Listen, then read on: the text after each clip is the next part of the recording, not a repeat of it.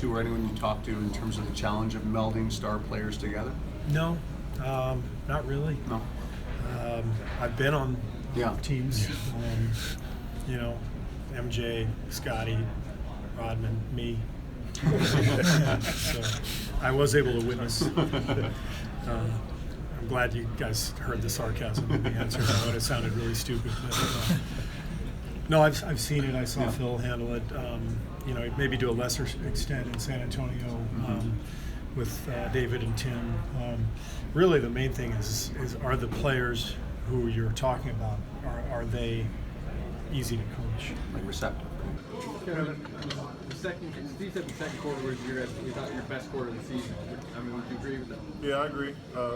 They scored 38 points the first quarter, started off high, but I think they scored maybe 15 in the second quarter. We moved the basketball, got our lead, and we kind of stood on that lead. And they got back into the game. They got to the free throw line a lot, 41 times. I mean, they ain't gonna score a lot of points if you put them in the free throw line 41 times. So that kind of messed our rhythm up there a little bit. But for the most part, we got to do a better job in the closing quarters. But we played together. We played extremely hard and made those guys shoot tough shots on it. Kevin, are you surprised a little bit how well it's come together offensively for you guys? And I guess this defense the next thing for you guys to. I feel as though our defense has been pretty good. I mean, it's just been in spurts, and then we force the teams to hit tough shots on us, and they make them. And we put teams on the free throw line like tonight. You cut that in half, we got to, they probably scoring 90s, So, we're doing a really good job in spurts, and then we just got to be better. We got to put together a great, full game. But offensively, we're moving the ball. Nobody's in each other's way. We're making shots. Could have had 40 assists tonight. Clay got 5 wide open threes. I got a couple. Steph got a couple. So if we generate good shots, that's what it is. Well, Steve called the second quarter, your best quarter of the season. Would you kind of agree with that? I think it was amazing. From the start, with that second unit that was in there, got the tempo going, got the defense going. They started rebounding the basketball, and guys, we came back in and picked up where they left off at, and defensively and offensively was amazing, and I definitely agree with them that it was our best quarter of the year. Something that we can build on. You enjoyed chirping at Drake the whole game. Seemed like all you guys were kind of. Yeah, that was. I mean, he's been talking jump for a couple weeks now. Talking about they were going to beat us, and it's Drake night. A little disappointed. The shirt was nice. The shirt was really nice. The boots were so bad, so I was a little disappointed in his outfit overall. It's Drake night, you gotta bring better boots than that. So I was kind of disappointed with it. But it was fun. Offensively, I think we're okay, but nowhere near where we're going to be. And that's exciting because you look up, I think we're averaging 30 assists. And that's what I'm not shooting very well. Clay's not shooting very well. Andre's starting to find his stroke now, but at first he wasn't shooting very well. And we're still averaging 30 assists. That's impressive. So, offense, I think we're okay, but I don't think we're scratching the surface of where we're going to be. And defense, we have to improve. We have to continue to be better. We show, bits and pieces of what we can do when we lock in on it, but it's rare.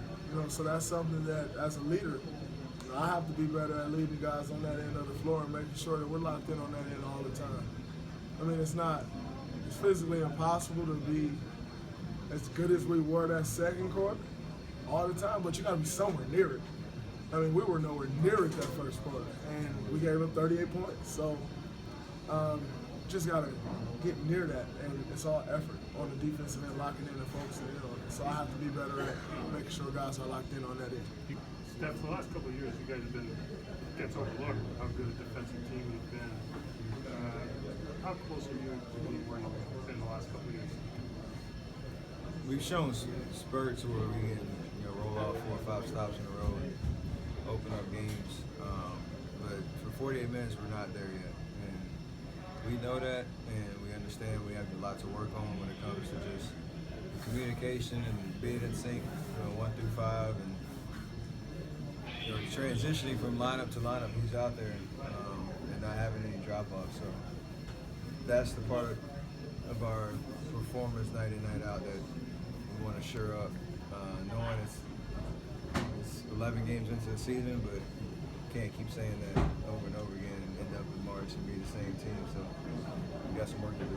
Right, so we've seen in the past few years, Miami struggle with a super team, the Cavs struggle with a super team, but this Golden State team has not struggled. Why do you think they've gelled and meshed so quickly?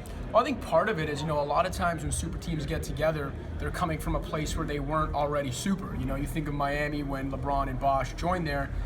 Wade had basically a first, second round team at best, high 40s. The difference here was that the Warriors were already a super team, and they were the best regular season team ever.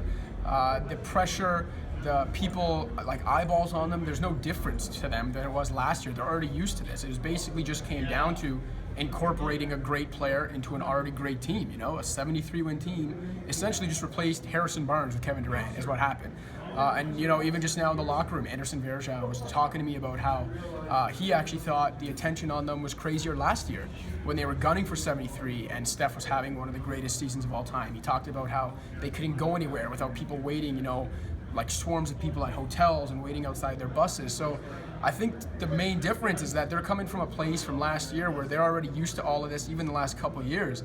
So I don't think there was any craziness other than the fact that they just had to incorporate Durant into an offense that was already lights out.